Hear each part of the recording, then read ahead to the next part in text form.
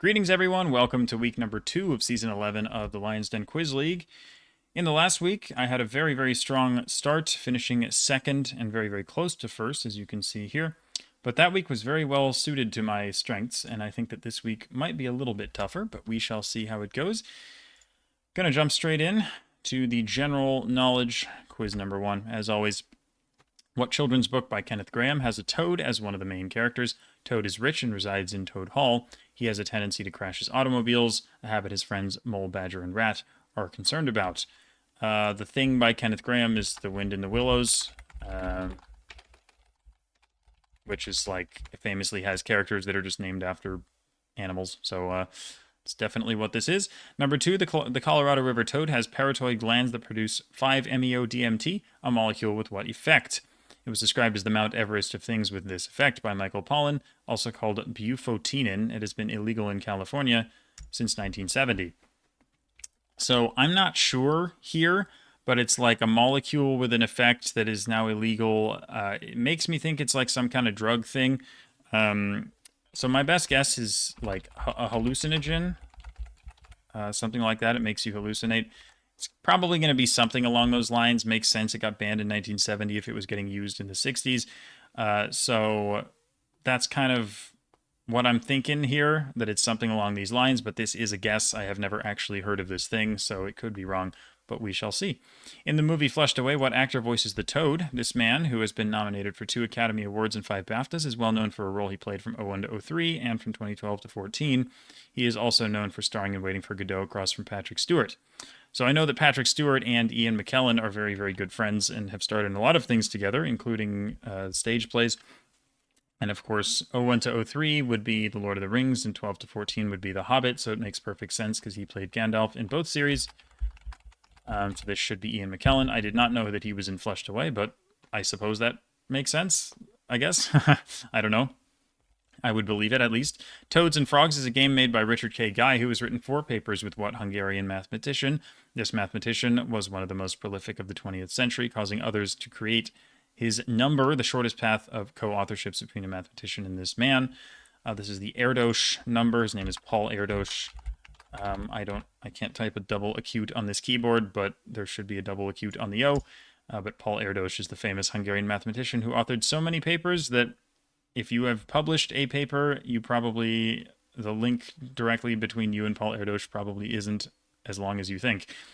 The first recorded idea of a toadstone, an antidote to poison in the head of a toad, is traced to what Roman? He wrote Naturalis Historia, an encyclopedia on human knowledge and the natural world, and also served as a commander in the early Roman Empire.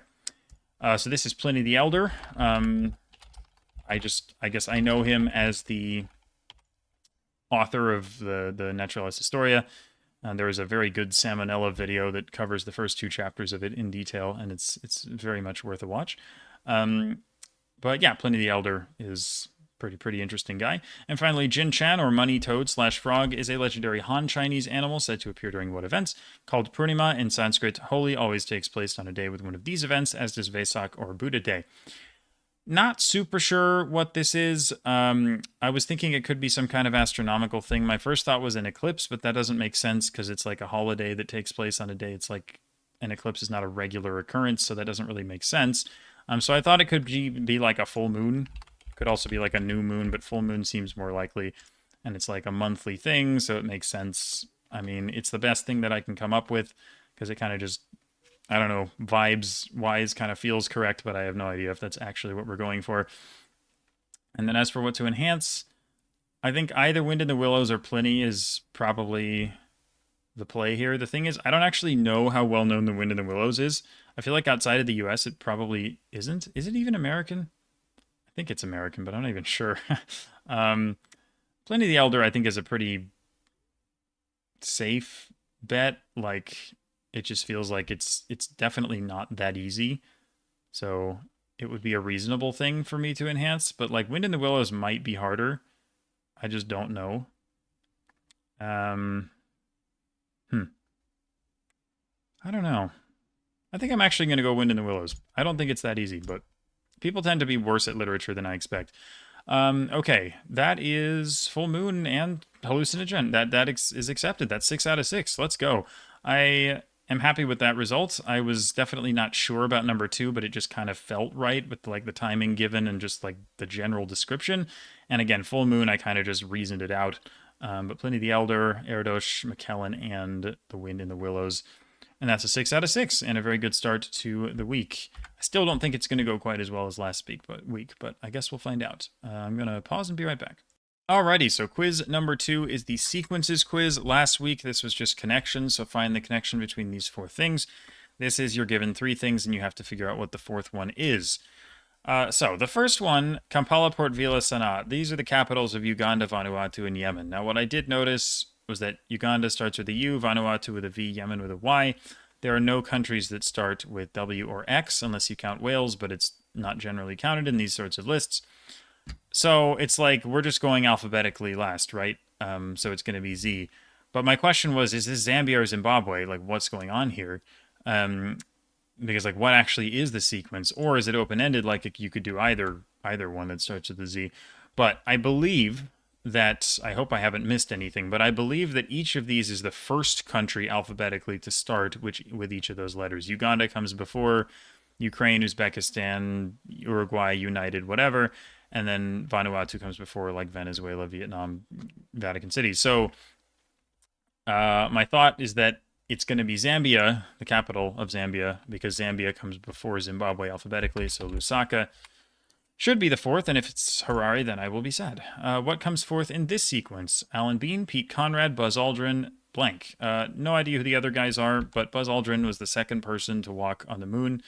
He of course did it during the Apollo 11 mission. Michael Collins never stepped out of the module or whatever, which is insane. Honestly, imagine like if you were on the moon, but then you like ended up not being on the list of the people who walked on the moon because you had to like stay inside the entire time you were there. It's like so sad. But anyway, Aldrin was number 2, so I think we're just going backwards in chronological order. So the next one would be Neil Armstrong, the first person to walk on the moon. And then the other guys are just later missions. I feel like nobody really knows their names, but yeah, Buzz Aldrin is the biggest clue here. What comes forth in this sequence? Okay, so Chamberlain, Churchill, Attlee. Like, the thing with this is, like, this is UK PMs, and I assume it's just chronological going forward, because Neville Chamberlain, I'm pretty sure, was the one who preceded Winston Churchill. The problem is I don't know UK PMs. The ones that I can think of are all recent. I can think of Gordon Brown, John Major, I think his name is. There's Theresa May, there's David Cameron, there's Boris Johnson, et cetera, right? These are all recent PMs.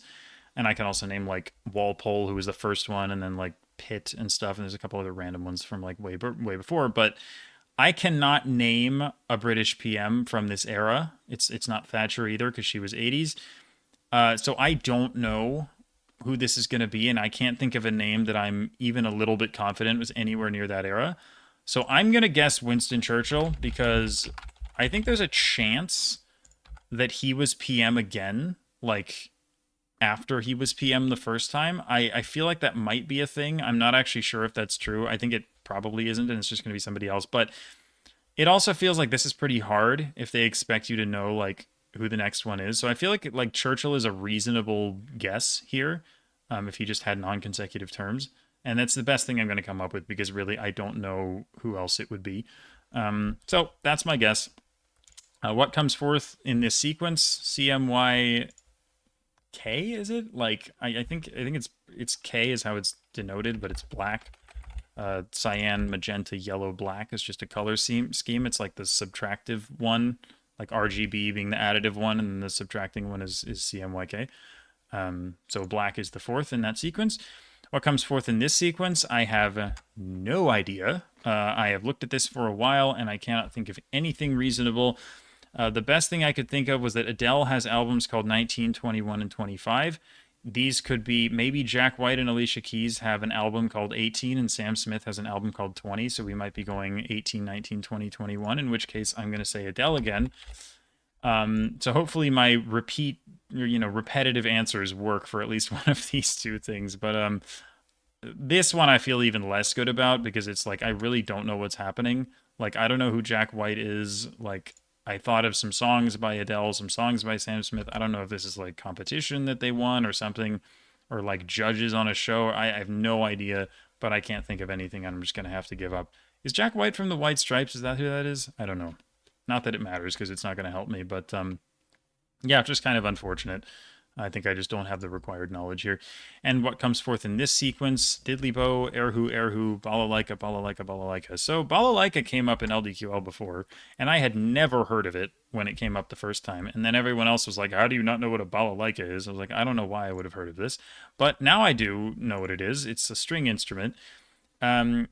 And my thought here is that this might be the number of strings on the instrument. Like a balalaika may have 3 strings. These things are things with 2 strings and 1 string, possibly. Hopefully the idea is I want to guess something that has 4 strings. So ukulele, ukulele, ukulele, ukulele. That's my idea here, because I'm quite sure that a ukulele has 4 strings. I kind of would have thought maybe that they would have done it vertically, but maybe that would have made it too obvious what was going on. But this is still the best thing I can think of because I've never heard of the first 2 things. But it's called a bow, so like maybe it sounds like a string instrument. So definitely might work. It's just like I'm never going to be confident. But anyway, that's what I'm going to go for. And then actually, what to enhance is an interesting question. Ugh. The thing with number 1 is that it's geography, and people know what these things are, and they're just going to be able to figure this out, I think. Number 2, I think, is too easy. Number 3, I'm not sure. Number 4, I think, is too easy. Number 5, I'm not sure. And number 6, I'm also not sure. I mean, 6 I feel pretty good about, because it's like, what else is this going to be? But it also feels like people are just going to figure that out anyway. But 1 feels so easy. For geography people. I'm actually going to enhance 6. And if this is wrong, I'm going to be very sad. But it just feels like this has to be what's going on. So I'm going to go with it. And really hope that I don't have the wrong idea. Is that a bus? Yeah. Okay. Any 4-string instrument repeated 4 times. Good. Okay. Billie Eilish. Bond song singers of the 4 most recent movies. Good Lord. Never getting that. I have seen maybe one James Bond movie ever. I think I saw Skyfall when it was in the theaters, which is the Adele one, I think. But I do not think I have ever seen another James Bond movie, so that was not happening. CMYK colors, so black rectangle is correct. Winston Churchill was actually correct. Lusaka and Harare were acceptable. That's also interesting. Okay, so it wasn't necessarily first alphabetically, although I think it worked. But anyway, Neil Armstrong, Winston Churchill, I'm quite happy about that. Because again, I was not sure that Churchill actually served non-consecutive terms, but it does make sense that he did. So yeah, good. I'll take that. 5 out of 6. And again, I never would have known number 5. That's just not something that I know at all. So yeah, solid. Quiz 3, pop culture. What TV show was named by creator Charlie Brooker to resemble the visual displayed in phones and other similar devices after the screen is turned off? It's Black Mirror. This is something that came up in a trivia league I'm in probably like 2 years ago at this point that it came up, but I remember this is kind of how it was clued. The reason why it's called Black Mirror is because of that. The Queen album, which includes Bohemian Rhapsody, is named after what Marx Brothers film with a famous scene where 15 people crowd into a tiny room? The only Queen album I can name off the top of my head is A Night at the Opera, and I'm pretty sure that is the album that Bohemian Rhapsody is on. And it kind of makes sense that this would be the title of a Marx Brothers film with this concept, although that is a guess, really. But honestly, I feel pretty decent about that guess, because that's definitely a Queen album, and I think it is the one. What South Korean fivesome has a name that refers directly to an article of clothing that they view as timeless, and through a homophone as a description of them as the next generation of pop stars? I don't know anything about K-pop. I could not care less about K-pop, but I'm going to say Blackpink, because that is a South Korean group. And the only other one I can name is BTS, and I'm pretty sure there are 7 of them, I think. And also it doesn't sound like Blackpink doesn't sound like a homophone of anything either, but realistically, this is probably going to be something I've never heard of, so it doesn't really matter. According to a 2016 Marvel film, what superhero's name originates from his friend Weasel, repeatedly choosing him in a bar betting game? So I'm not very good with superhero things either, but I think that Deadpool just kind of makes sense. I was just trying to think of Marvel heroes. 2016 checks out because I think that came out when I was in high school, which would work. And then Deadpool, like pool bar betting, like kind of sounds correct. Like that just I think it just makes sense, and it's like I'm not going to come up with a better guess than that, but I feel like this is a pretty good guess. The bands in the soundtrack for what 1990s coming of age film include Black Sabbath, Kiss, ZZ Top, and Lynyrd Skynyrd. Notably, for licensing reasons, the soundtrack does not include Led Zeppelin, despite the film being named after one of their songs. So I tried to think of Led Zeppelin songs: "Stairway to Heaven," "The Ocean," "Black Dog," Kashmir, Immigrant Song. You know, I thought of a few. None of them sounded like movies to me, or at least not movies that I had heard of. One of them I'm sure is a movie. It might be a song that I've heard of, but I'm just going to say Black Dog, which is, it's definitely a Led Zeppelin song, but I don't know if it is a movie. But I don't know of any of those other things as movies either, so I'm just going to guess and hope.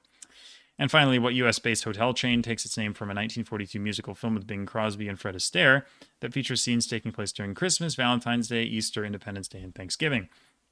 This one took a second for me to get to, but these are all holidays, which makes me think it's probably a Holiday Inn, because that is definitely a US-based hotel chain.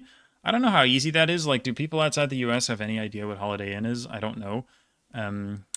But I think it just makes sense. We're listing holidays, so that just kind of leads me directly to this answer. So that's what I'll go with. And then I think I might enhance number 2, because that feels like not trivial knowledge. 6 might be another good one, if there's a bunch of Europeans playing and they don't know what this is. But 2 maybe feels a little safer, and I'm relatively certain that Night at the Opera is the one with Bohemian Rhapsody on it.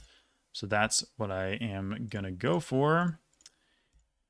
And Black Mirror, A Night at the Opera, New Jeans. What the hell? Again, like I said, never heard of it, not surprised. Deadpool, Dazed and Confused, Holiday Inn. I think I've heard of Dazed and Confused, the song. I did not know that it was a movie, and again, my knowledge is too far away from this to be able to pick this question up. But 4 out of 6 for pop culture is fine. I will take that. I think I did the best that I could with the questions that I had a chance at. And yeah, New Jeans, I don't know what the hell that is, but sure. Average K-pop question, I guess. Okay, how am I doing on time? Okay, I'm gonna have to pause again, but I don't even know why I announced that I have to pause, because it's like, it's instantaneous for you guys, so not that it matters, but yeah, I'll be back in a sec. All right, quiz 4 is the media quiz. Today it's just some pictures. Number 1, this picture represents a diagram for a children's game named after what animal? This, I mean, you see the Korean text there. If you have watched Squid Game, you're going to know this, but this is the Squid Game, the titular Squid Game from Squid Game has a playing field that looks like that. What French word is used to describe the rectangle that measures 14 meters by 1.5 to 2 meters in the diagram below?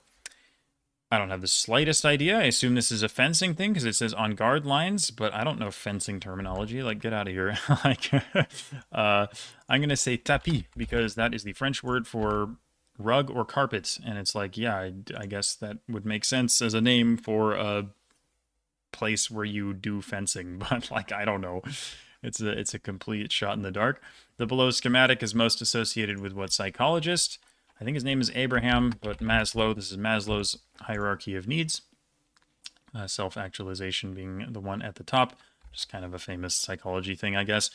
Number 4 below is a cinemap by Andrew DeGraff showing the paths that different characters take in what 1980s film. The red path represents the main character who starts in the blue map, travels to the red map, and returns to the blue map at the end of the film. This was a fun one. I really enjoyed this one. This is a movie I've seen many times, probably like 6 or 7 times. And it still took me a while to figure it out, but this is, well, it's Back to the Future. And when this clicked, I was like, oh my God, that's so cool. Because this is like Hill Valley or whatever, the town where Marty lives, and then he... Well, I mean, I don't want to spoil too much of the movie, but it's this is a super cool question. I mean, you can see the city hall with the clock tower, and it's like, you know, it's the same but it looks the same as it does in the movie, obviously. And then on the left, it's like you can kind of tell that this is like the same place, except it's different, right? There are some things that are the same and some things that aren't. But like notably, the thing in the top left is like there's a big mall here on the top one in 1985, and then in 1955 it's just like a barn, right? Because it's like the Twin Pines Mall or whatever. And in 1955, it was like Mr. Peabody's like pine tree breeding like estate or whatever the hell. So really, really interesting. Once I clicked and I was like, oh my god, this is 100% what's going on, and that is a super cool question. So yeah. Anyway, if you haven't seen Back to the Future, you should. It is a classic. Name either the character name, which has been covered by a red square in the below diagram, or the long-running video game series that she appears in. I have no idea what this is. This is like, if you're familiar with like old-timey like video games or just video games in general, you probably find this really easy, and I might get roasted in the comments like, how do you not know this like random shit from the 90s? But it's like, I don't know what this is. Sorry. I'm going to guess Final Fantasy because I know that that is a video game series that has like a million entries. So this could be one of them. I don't know. But basically I have no idea, and this could be, well, I could just name any video game for this, but it's just whatever it is, it's probably not going to be right. And then number 6, we have Carp's profile picture on Discord is the guy in the crossed out bit.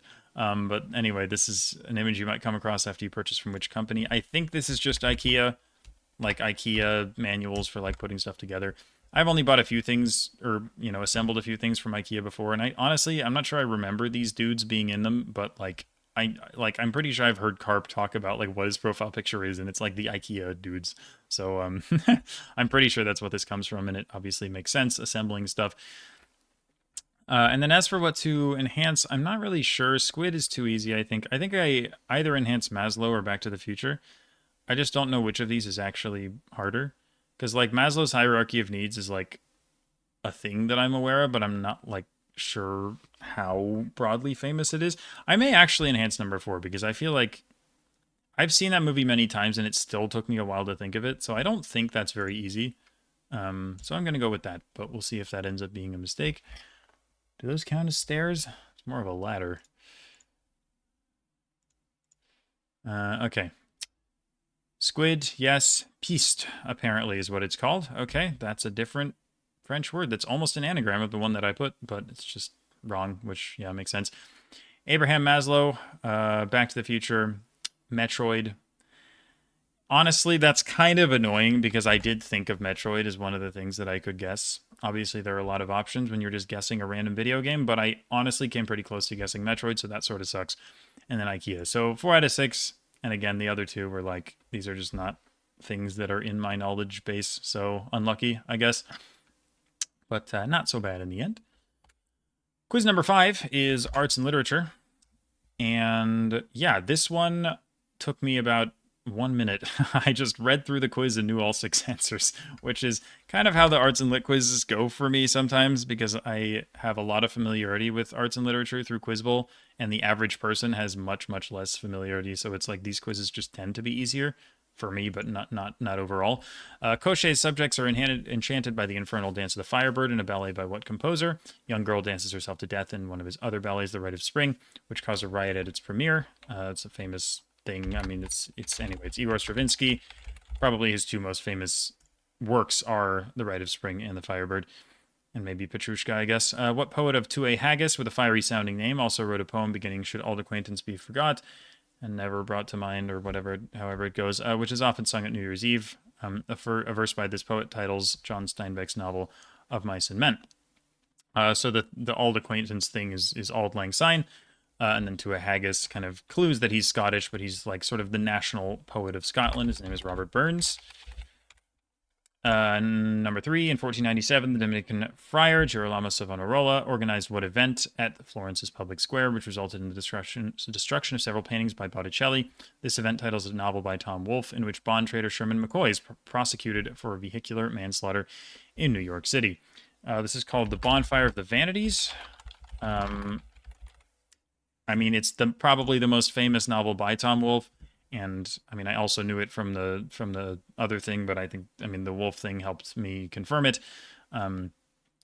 But yeah, this is just what this is. I guess there's not too much that I can do to explain. It's just like I know what this is called, and I don't know. I wish I had more context to give, but I kind of don't. Which painter from Urbino, a favorite of Pope Julius II, was invited to paint the rooms of the papal palace during which he created the fire in the Borgo? He's perhaps best known for painting a fresco in an adjacent room in which Plato points towards the sky and Aristotle gestures at the ground while conversing at the title location. So Plato and Aristotle are two of the most notable figures in the painting The School of Athens, which is by Raphael. I did not know the other part of this, the fire in the Borgo, but yeah, Raphael's most famous work, I would say, is The School of Athens. The Walt Disney Concert Hall in Los Angeles, whose reflective metal surfaces had to be sanded down to avoid a fire hazard, was designed by an architect with what first name? In 1914, a man committed a series of murders before setting fire to Taliesin, a house designed by another architect with this first name. So Taliesin is the studio of Frank Lloyd Wright in Wisconsin. So first name would be Frank, and then kind of back solving the other one, other architect with the first name Frank. Frank Gehry, presumably, is the guy who designed the Walt Disney Concert Hall. And number 6, what mythological figure, as depicted below in the Jose Clemente Orozco mural, inspires a work by Alexander Scriabin subtitled A Poem of Fire? An American version of this figure titles a biography of J. Robert Oppenheimer, while a modern version of him is the alternative title to Mary Shelley's Frankenstein. So Frankenstein, or the modern Prometheus, is what that novel is called, and makes sense. Prometheus is the titan who brought fire to mankind, so like A Poem of Fire makes sense. American Prometheus, Fire, Oppenheimer also makes sense. So that's definitely the answer there.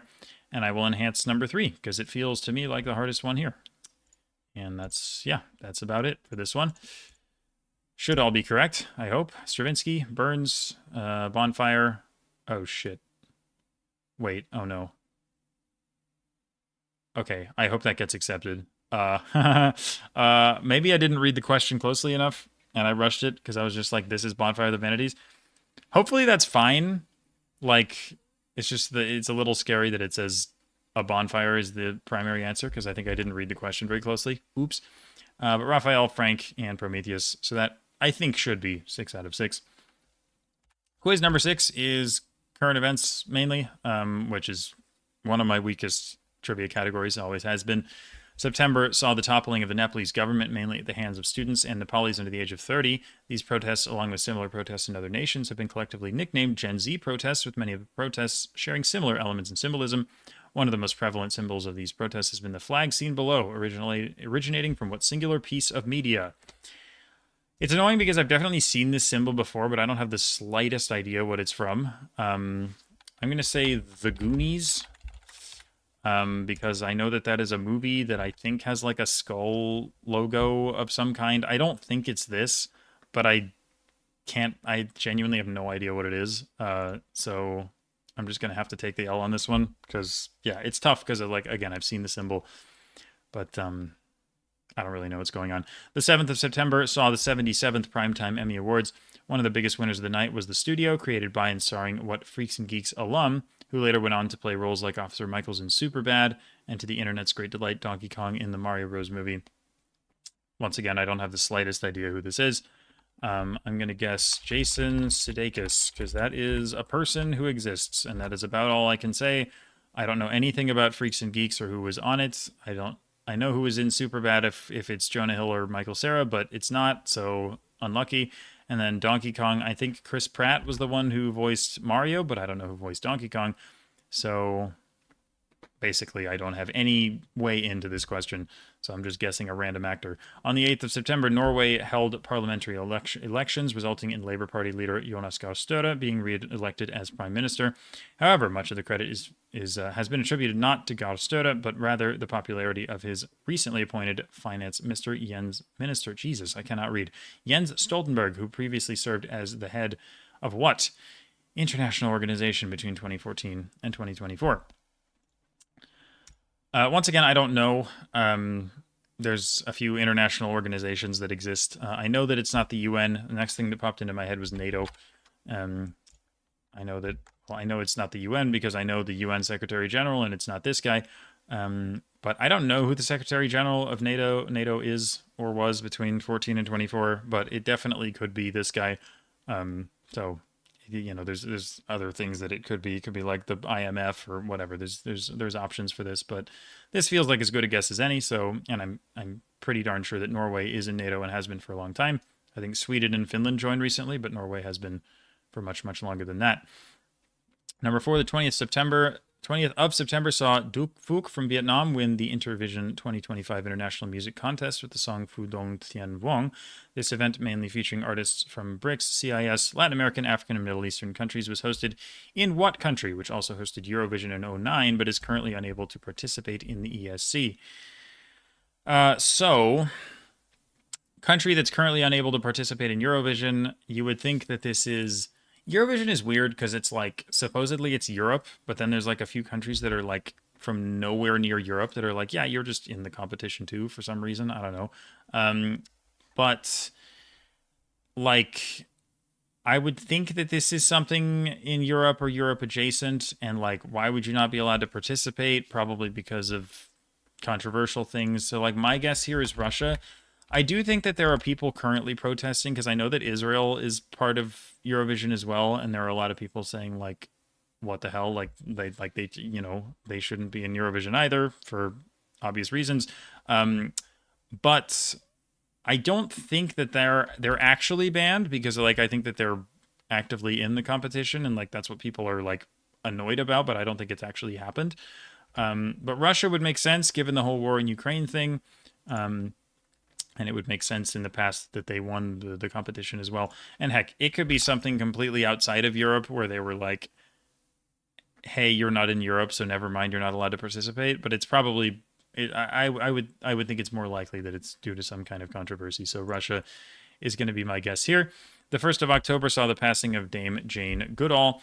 Having been a leading champion for environmental protection since the late 60s, she is perhaps most known for her research into what animal species, also name-dropped in her PhD thesis, Behavior of Free Living Blank. She, of course, studied chimpanzees in, like, I think Gombe National Park in Tanzania, probably other places too. But she is very, very famous as the chimpanzee scientist. And finally, on the 10th of October, Maria Corina Machado was announced as the 2025 winner of the Nobel Peace Prize. A longtime opposition leader and 24 presidential candidate, she was later barred from running by the sitting government led by what currently serving president. This election has been widely described by, by international monitors as neither free nor fair. Pretty sure the current president of Venezuela is Nicolas Maduro, unless that changed recently. But I don't think it did. I think he's still the president. So hopefully that's what we're going for. And then I think I will enhance that one as well because the ones that I have and feel confident about, which are literally only number 5 and 6, 6 is definitely harder than 5. So yeah, this may not go so well, but let's see what we've got. Maduro is correct. Chimpanzee, Russia, and NATO. Wow, okay. Seth Rogen makes sense. One Piece. Okay, sure. Wait, is that what it meant when it said, like, singular piece of media? Really? Okay, I guess I should have taken that a little more seriously.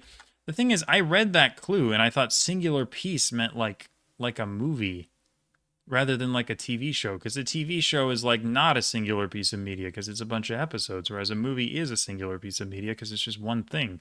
So honestly, that made me think it was more likely to be a movie. So that kind of threw me off, honestly, if anything. But would I have gotten it anyway? No. Do I know anything about One Piece or anime at all in general? No. Do I want to? Also no. So, I'm okay with just getting that wrong. But I guess I know what that skull is now. And then Seth Rogen. You know what? I actually threw that. I did know that Seth Rogen was in Superbad. God, yeah, he's like the idiot policeman. How did I not remember that? Dude. Of course. Yeah, like he's the moron policeman in that movie. How did I forget that? I was like, I know it's Jonah Hill and Michael Cera. And then like I was trying to think of like who played the like policeman or whatever. And I couldn't think of it. And I was just like, it's just going to be somebody. Like I'm not going to know. God, of course it's Seth Rogen. Man, that's actually really bad. I guess it makes up for like guessing correctly on NATO and Russia. It's like that. Honestly, 4 out of 6 isn't that bad for that quiz, but like Seth Rogen is super gettable, and I feel a little bit silly for missing that. Whoops.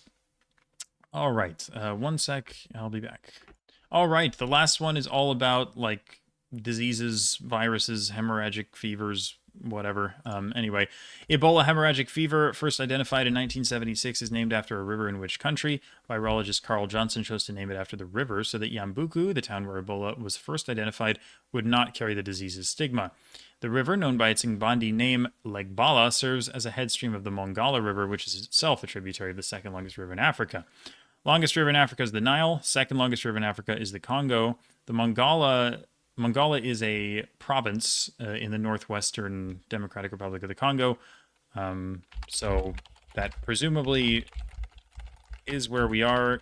Shouldn't be the other Congo, because if the Congo River forms the border between the DRC and the Republic of the Congo, which I think it does for at least quite a solid portion of that border, if the Mongala is a tributary that comes off of the main river, then if it goes into the DRC, that necessarily means that it doesn't go the other way into the other Congo, so this should be the DRC. Anyway, helps to know provinces, I guess.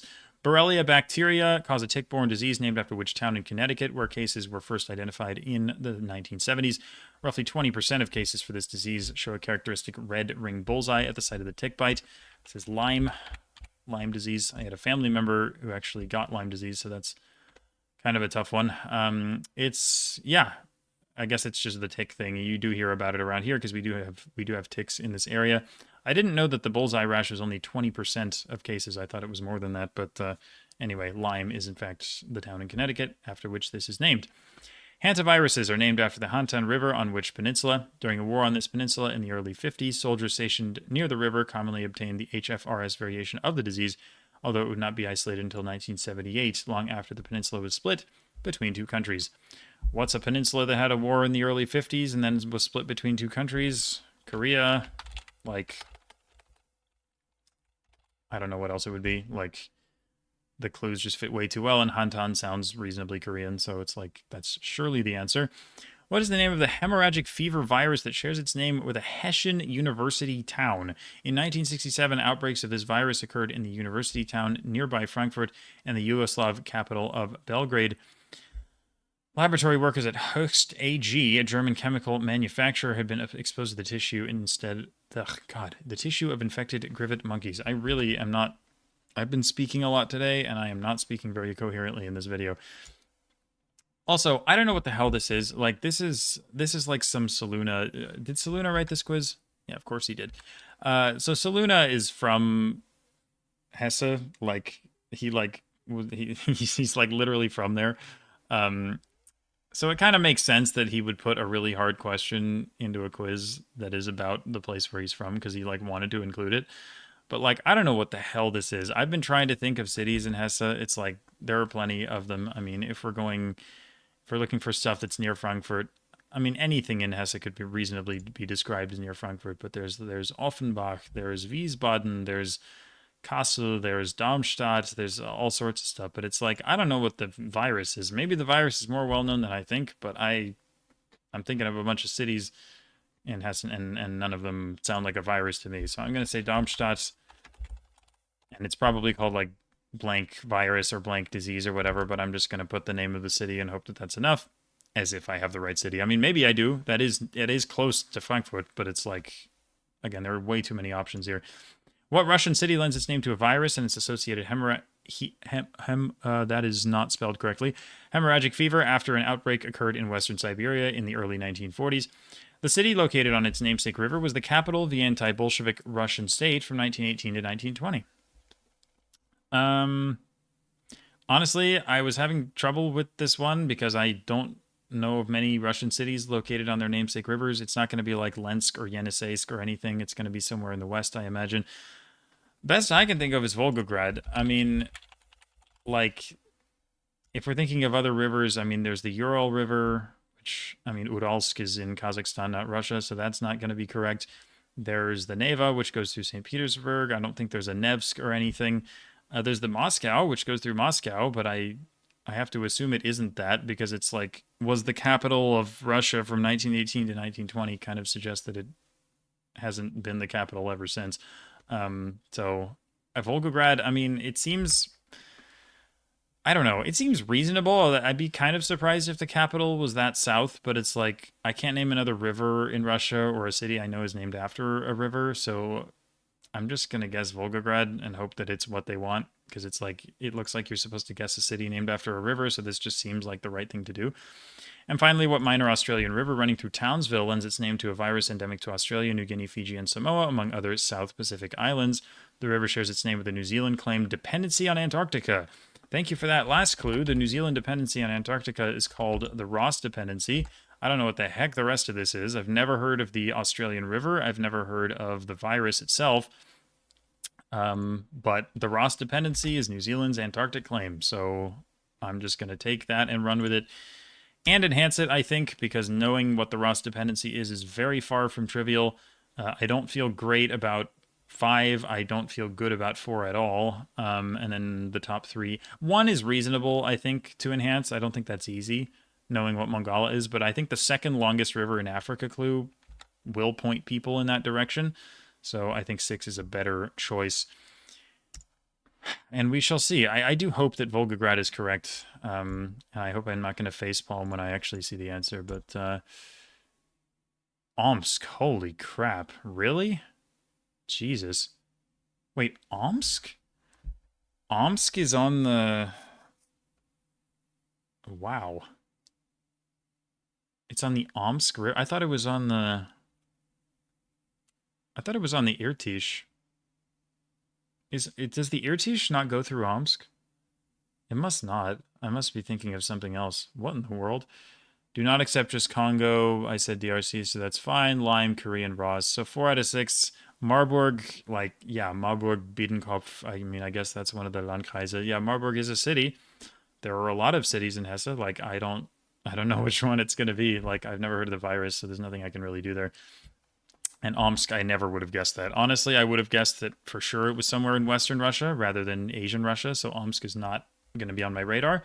And again, I thought Omsk was on the Irtysh. So I am so far away from getting that correct. But that's okay. 4 out of 6 works for what I think is a pretty tricky quiz. 3.7. Yeah, it's the second lowest average of the week. So it's definitely tricky.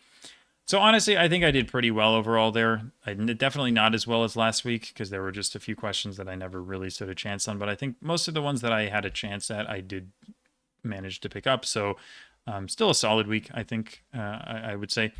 But yeah, we will see. Results should be in about 2 hours.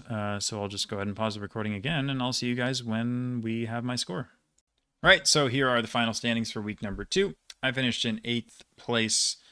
Not such a bad finish, honestly. Again, I feel like I did about as well as I could with those questions. Pissman had an insane week, only missing 3 questions total, which is absolutely crazy. But congrats to Pissman, Gug, and Drafting Coach for the top 3 finishes this week. And the season standings after 2 weeks look like this. I am in 2nd place, actually, which is quite solid. Just behind Pissman, which makes sense given the week that he had. But, I mean, 2nd place after 2 weeks is pretty darn good. I certainly can't complain about that because there are a lot of really, really strong players playing these. So, yeah, pretty happy with the results. Hopefully week 3 treats me just about as well. But, yeah, I will see you next week for that. And not much more for me to say. So, until then.